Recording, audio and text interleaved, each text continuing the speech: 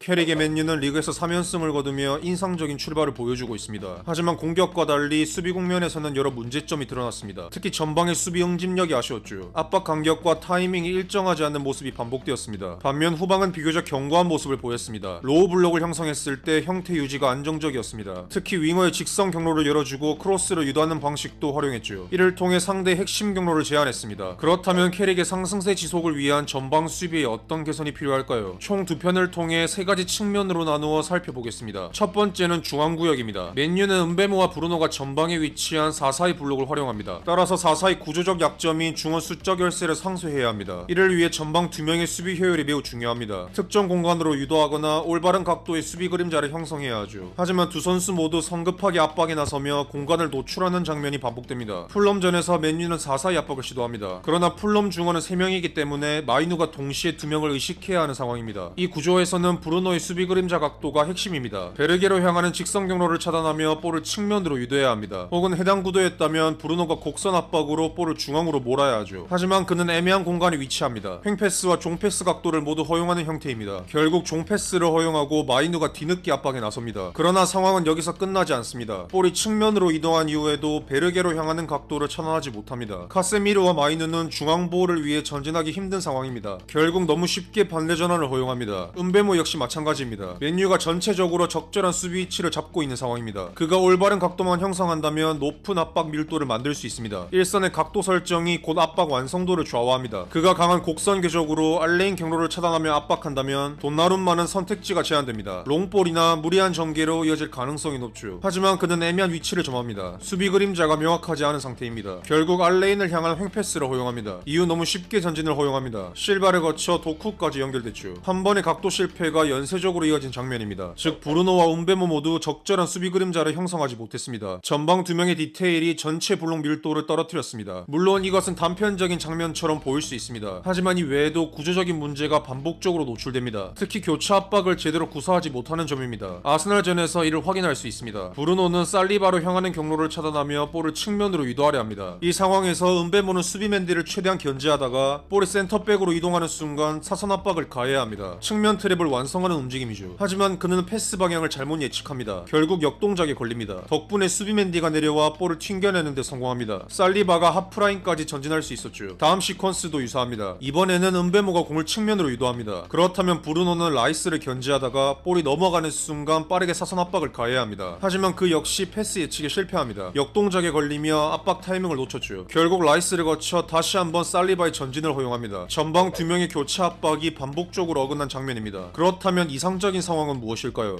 맨시티전에서 그 해답을 확인할 수 있습니다. 핵심은 윙어를 중앙으로 좁히는 것입니다. 이를 통해 중원 숫자를 확보하고 상대를 특정 공간으로 유도하는 것이 목적입니다. 예를 들어 은베모가 한쪽 패스 경로를 차단한 채 압박을 시작합니다. 이 상황에서 맨유 피벗이 전진하지 않습니다. 중원에 혼자 남게 되는 구조이기 때문입니다. 대신 유도하는 방향의 윙어가 안쪽으로 좁혀 들어옵니다. 남은 피벗을 직접 마크합니다. 이렇게 되면 키퍼의 패스 방향은 사실상 예측이 가능합니다. 이때 아마드는 곧바로 센터백을 향해 달려들지 않습니다. 상대 풀백이 열려있기 때문이죠. 그래서 브루노가 마크를 넘겨받을 때까지 기다립니다. 그리고 공이 터치라인 쪽으로 향하는 순간을 포착합니다. 그 타이밍에 맞춰 아마드가 즉시 압력을 가합니다. 결국 풀백은 선택지가 사라집니다. 안쪽은 차단되어 있고 전진도 쉽지 않습니다. 그 사이 맨유의 나머지 선수들이 위치를 정비합니다. 이로써 측면 트랩이 완성됩니다. 캡처본을 통해 더 자세히 살펴보겠습니다. 은베모는 골키퍼 선택지를 반대 측면으로 제안합니다. 이때 맨시티 더블 피벗은 브루노와 아마드가 각각 마크하고 있습니다. 덕분에 마이누와 카세미르는 중원 보호에 집중할 수 있습니다. 이선이 불필요하게 끌려 나오지 않죠. 볼이 넘어간 순간에도 아마드는 곧바로 전진하지 않습니다. 아케가 완전히 프리 상태가 되기 때문입니다. 따라서 그는 브루노가 도착할 때까지 기다립니다. 브루노가 도착한 순간 아마드는 아케를 향해 견제에 들어갑니다. 두 명의 타이밍이 정확히 맞물립니다. 이 형태는 완벽한 측면 트랩을 형성합니다. 중앙은 여전히 보호되고 있습니다. 심지어 반대편 도르구가 포든까지 마크하며 전환 대비도 갖추고 있죠. 결국 아케의 실수를 유도하고 스로인을 획득합니다. 전방 압박 각도와 타이밍이 모두 맞아떨어진 이상적인 장면입니다. 이처럼 은베모와 브루노가 센터백을 적극적으로 압박하기 때문에 그 뒤를 보조해줄 선수가 필요합니다. 이를 위해 마이누가 카세미르보다 한 칸 더 전진한 위치를 맡았습니다. 전방 압박 밀도를 높이기 위한 선택이었죠. 볼을 끊어낼 수 있다면 곧바로 빠른 역습으로 연결할 수도 있습니다. 하지만 아직까지는 장점보다 단점이 더 분명하게 드러났습니다. 카세미르가 혼자 넓은 공간을 커버해야 합니다. 또한 마이누의 압박 타이밍에서도 문제가 나타납니다. 브루노와 은베모의 압박 속도를 따라가지 못하며 관통 패스를 허용하는 장면이 나왔죠. 맨유가 전방 압박을 유지하는 상황입니다. 마이누는 마이누는 카스미르보다 한 칸 더 전진해 있습니다. 푸녀 역시 전진해 있기 때문에 카스미르는 넓은 횡 공간을 혼자 커버해야 합니다. 이 경우 패스 방향을 예측하기가 어려워집니다. 자신의 마크맨도 즉각적으로 따라가기 힘든 상황이죠. 결국 센터백의 직선 패스를 차단하지 못합니다. 공격수가 볼을 튕겨내면서 측면 전진을 허용하게 되었죠. 해당 장면도 유사합니다. 쿠냐와 마이누의 위치가 잠시 바뀐 상태입니다. 이 장면에서도 카스미르는 혼자 두 개 패스각을 동시에 차단해야 합니다. 구조적으로 무리인 상황입니다. 결국 중앙 패스를 허용합니다. 앞서 언급한 것과 같은 전개가 반복되었죠. 이 외에도 마이누의 전진 리스크는 미들블록 상황에서도 드러납니다. 앞서 언급했듯 그의 전진은 빠른 역습을 염두에 둔 선택입니다. 전방 두 명은 로드리로 향하는 패스각을 차단하지 않습니다. 마이누가 전진에 끊어낸다면 두 명이 즉시 센터백 사이로 침투하기 위한 의도입니다. 역습 전개를 전제로 한 수비 구조입니다. 하지만 볼은 스토퍼에게 넘어갑니다. 이때 도르고가 전진합니다. 자연스레 하프 공간에 위치한 루이스에게 넓은 공간이 형성됩니다. 마이누는 로드리를 견제하기 위해 이미 전진한 상태였기 때문이죠. 복귀가 늦어질 수밖에 없습니다. 따라서 횡패스각이 형성되는 순간 마이누는 루이스보다 뒤에 위치하게 됩니다. 좋은 수비 위치를 선점하지 못한다는 의미입니다. 결국 마이누의 전진 수비는 중원의 넓은 공간을 허용하는 리스크를 동반합니다. 따라서 이를 어떻게 상쇄할지가 핵심입니다. 맨시티전 예시처럼 윙어를 좁혀 중앙 밀도를 높인 뒤 볼이 측면으로 이동할 때 강하게 압박하는 방법이 있습니다. 혹은 센터백이 적극적으로 전진해 중원을 보조하는 방식도 가능합니다. 대신 뒷공간 관리가 더욱 중요해집니다. 캐릭의 명확한 방향 설정이 필요한 시점입니다. 다음은 마이누의 압박 타이밍 문제입니다. 다만 이는 마이누 개인 문제라기보다 전방 두 명과의 호흡 문제로 보는 것이 더 적절합니다. 풀럼전에서 맨유 투톱 사이로 종패스가 들어올 때 마이누는 한 박자 늦게 반응합니다. 은베모의 1차 반응도 빠르지 않았습니다. 물론 역습을 위해서라고 말할 수도 있죠. 결국 단 두 번의 패스로 맨유 진영에서 속도를 올릴 기회를 얻습니다. 아스날전 예시는 더 명확합니다. 전방 두 명이 순간적인 압박으로 아스날을 뒤로 밀어냅니다. 브루노는 손짓으로 마이누에게 피벗인 라이스를 견제하라고 지시합니다. 하지만 투톱의 전진 속도에 비해 미들라인이 이를 따라가지 못합니다. 마이누는 타이밍을 맞추지 못합니다. 결국 관통 패스를 허용했죠. 그들은 강한 불만을 표시합니다. 물론 단순히 마이누 개인의 문제가 아닙니다. 압박 트리거와 전진 타이밍에 대한 공통인식이 부족했던 장면입니다. 이처럼 전방과 미들의 압박 속도 차이가 발생하면 여러 문제가 나타납니다. 가장 먼저 상대 피벗이 자유롭게 공을 분배할 수 있습니다. 1차 저지선이 형성되지 않기 때문입니다. 또한 전방 저지에 실패하면 라인을 계속 뒤로 물릴 수밖에 없습니다. 블록 전체가 수동적으로 변합니다. 해당 장면에서도 후방 지원이 없는 아마드의 단독 압박은 효과를 만들지 못합니다. 압박은 숫자와 간격이 동반되어야 의미가 있습니다. 결국 체력만 소모되고 후방 라인과의 간격만 벌어집니다. 로드리는 아무런 견제 없이 전진할 수 있습니다. 맨유 블록은 계속해서 뒷걸음질 칠 수밖에 없죠. 이 장면 역시 같은 맥락입니다. 도르구가 압박을 가지 않거나 압박에 맞춰 후방 자원이 동시에 보조해야 합니다. 압박의 동기화가 필요합니다. 하지만 그런 움직임이 나오지 않습니다. 결국 단 한 번의 패스로 3명이 수비에서 제외됩니다. 전방과 중원의 속도 차이가 구조 전체를 흔든 장면입니다. 우리는 지금까지 중앙 지역에서 드러난 맨유의 수비 문제를 살펴봤습니다. 브루노와 은베모의 수비 그림자 형성, 그리고 두 선수 간의 호흡 문제를 짚었습니다. 마이누 전진에 따른 중원 공간 허용 문제도 확인했습니다. 전방과 미들라인 사이의 압박 동기화 문제 역시 반복적으로 나타났죠. 결국 핵심은 압박 강도와 타이밍, 간격이 완전히 맞물리지 않았다는 점입니다. 다음 2편에서는 측면 수비에서 나타난 문제를 다루겠습니다. 또한 변형 백5를 취했을 때 발생하는 구조적 문제에 대해서도 살펴보겠습니다.